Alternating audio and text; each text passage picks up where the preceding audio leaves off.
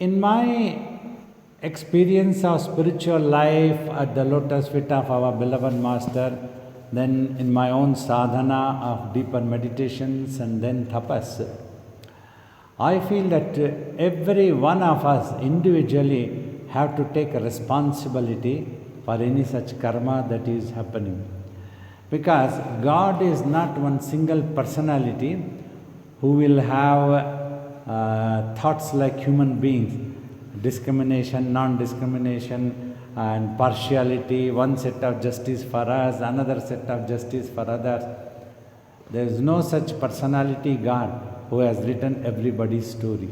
All of you have written your own stories by your mental thinking, visualization. That is the most important point. Mind is the powerhouse, I have said. Immediately it may not materialize, but in due course of time, such things do happen when you go on. For that, I have given a definition. If you can be more positive in your thinking and visualization, you can shape a better positive destiny for yourself. Otherwise, you can be shaping a negative destiny for yourself if you are negative in your thinking. Often, you observe your own mind. Always it will not be positive. Sometimes it may lose its peace or frustration or any such things might occur. During that time, mind becomes quite negative. It wants to harm itself. The stories that we build up in our mind and the thinking that happens, we try to harm ourselves. So all this can become like karmas that we acquire in the mind, and we can get to see the same thing in due course of time in our life, like next life or this life, any life. So that is why spiritual sadhana exercise is very, very important, and being with a guru who can guide you in the right direction positively always is very important. We have to slowly rise from a small disappointment to a bigger disappointment. That anything that happens, our mind remains positive. Maybe this is also something of the divine's blessing. He will open another door if he has closed one door. That is how since childhood we were taught. We never bothered what happened or didn't happen. We put an effort, and we used to pray to God also, let this happen like this, I want this thing to happen like this. But when it actually happened, even if it was not according to our wishes or our pleasures or any such thing, we accepted it finally. When we accepted, we had the peace.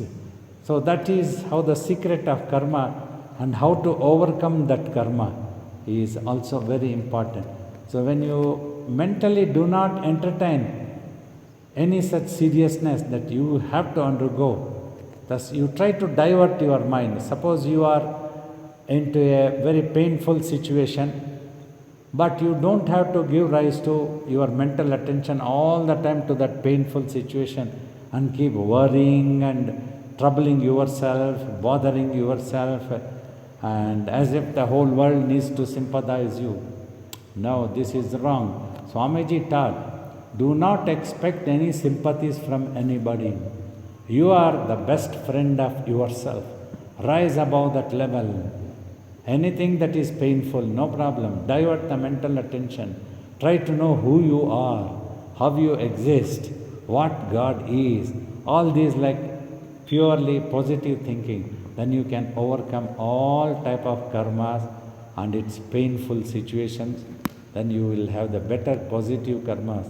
So let us not blame any one person like a God who has written everybody's story. So every life after life, incarnation after incarnation, as long as you are unable to stop your mind, you go on acquiring karma. When you acquire karma, it is never guaranteed that the mind will always be positive. It can slip into negative. So that is why you have to careful undertake more such sadhanas like meditation and other exercises like worship, bhajans and homa, everything which can be helpful to you to keep the mind more positive.